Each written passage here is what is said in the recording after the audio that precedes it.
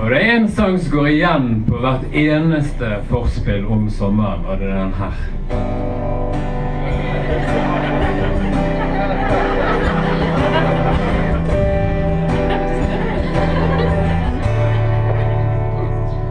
Det var solnedgang.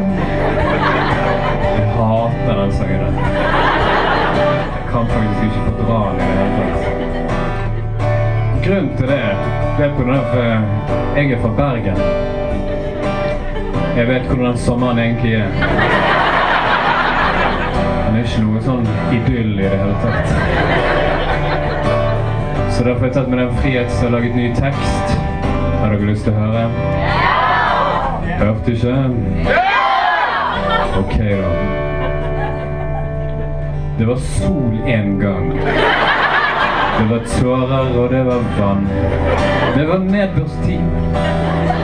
Det var ikke sånn det skulle bli. Det var meg og bare meg.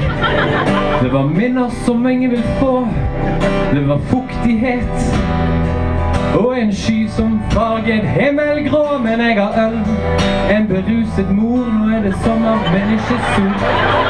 Det var hjertet som sprang fra rennende vann mens jeg gikk hjem til mor. Og det var ensomhet. Ja, det var bakt potet. Minner som ingen vil få. En sky som farget himmelgrå. Og fyll. Sommeren var uten hell. Jeg pulte ikke likevel. Jeg lå blant mygg, jeg følte meg stygg mens jeg lekte med meg selv. Jeg lå og hakket tennene og ventet på melding fra vennene.